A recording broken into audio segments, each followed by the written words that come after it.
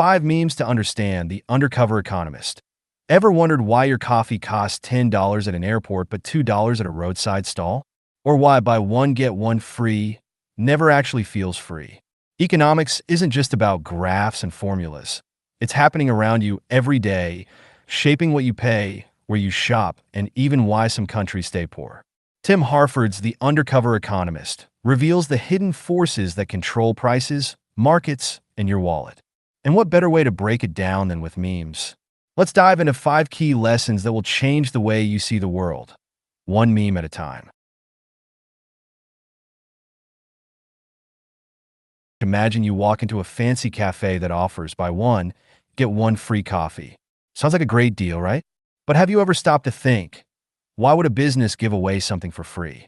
The answer lies in a fundamental economic principle. Everything has a cost, even when it looks free. In reality, businesses use tactics like price discrimination and strategic positioning to make sure they never actually lose money. That free coffee? The cafe has already factored it into the price of the first one. Plus, once you're inside, you're more likely to buy a sandwich, a dessert, or even just sit longer, leading to more sales. Supermarkets do this too. Ever notice those free samples at grocery stores? They're not just being nice. They know that giving you a small taste makes you much more likely to buy the full product. Even free shipping from online stores is just the delivery cost built into the product price. This lesson is important because it teaches us to think like an economist. Always ask, who is actually paying for this? And how is this benefiting the seller? Instead of falling for free offers, understanding the hidden incentives behind them helps you make smarter financial decisions.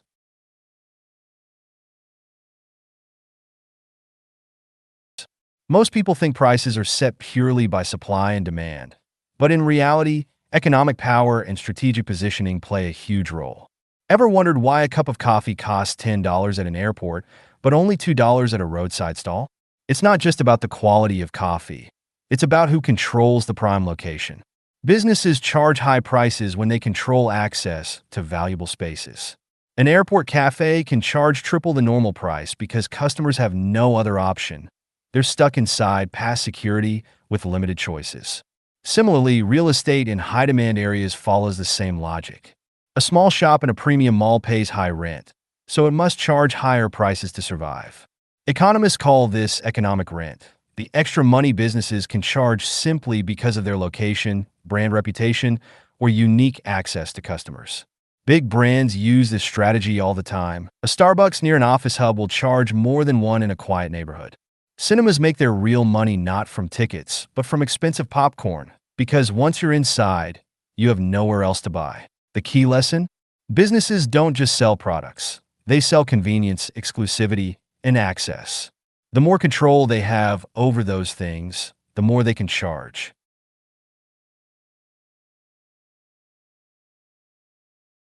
If free markets are supposed to bring prosperity, why do some countries remain poor while others grow rich? The answer isn't just about resources or hard work. It's about who controls access to opportunity. Many poor countries are trapped in a cycle where corruption, monopolies, and weak institutions prevent fair competition. In a truly open market, businesses thrive based on efficiency and innovation. But in many developing nations, powerful elites control industries, limit competition, and create barriers to keep wealth within a small group. For example, in some countries, starting a business requires bribes, excessive paperwork, or political connections, making it impossible for ordinary people to compete. Compare this to rich countries, where strong institutions, property rights, and fair competition allow businesses to grow and create wealth. Difference isn't just hard work, it's the rules of the game. If the system is rigged against progress, the economy stays stuck. The key lesson? Economic growth isn't just about money. It's about fair rules, access to markets, and real competition. Without these, no amount of hard work can break the cycle of poverty.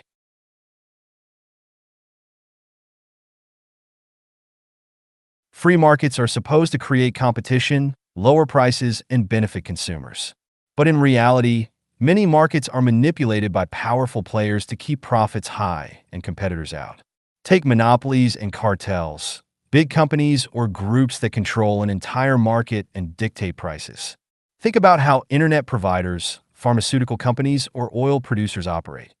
In many countries, a few telecom companies dominate the market, so they keep prices high and service quality mediocre because customers have no real choice.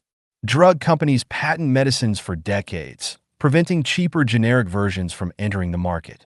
This lesson is important because it shows that not all competition is fair.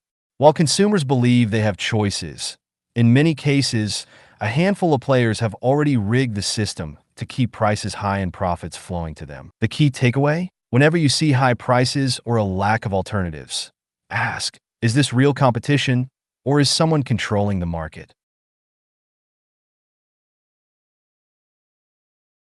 Think you're making independent choices every day? Think again.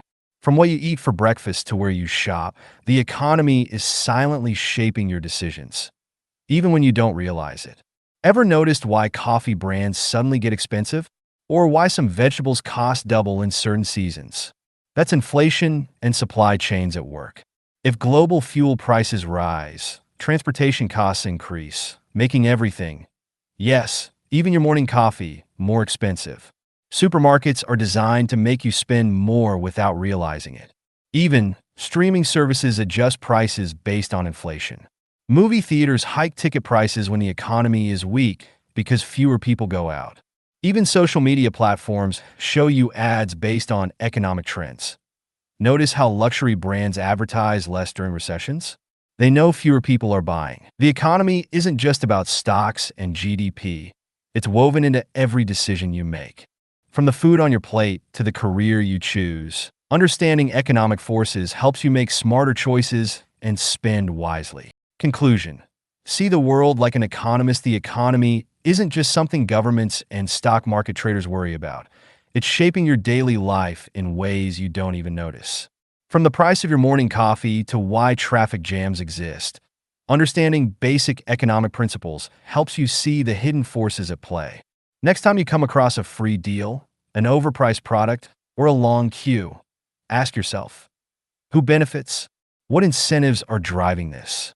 Thinking like an economist doesn't just make you smarter. It helps you spend wisely, negotiate better, and avoid being manipulated by businesses, landlords, or policies.